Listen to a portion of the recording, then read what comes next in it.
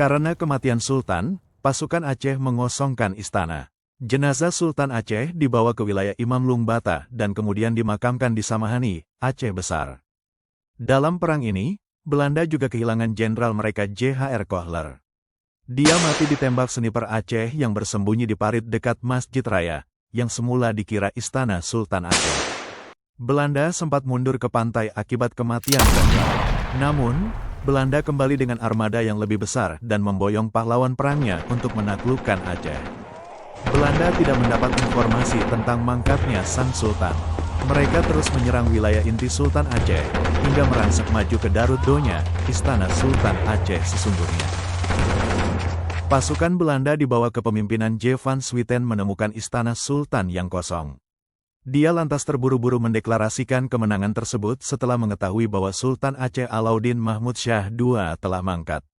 Padahal, perang belum berakhir. Pucuk pimpinan beralih ke penerus Sultan selanjutnya, yang usianya masih muda.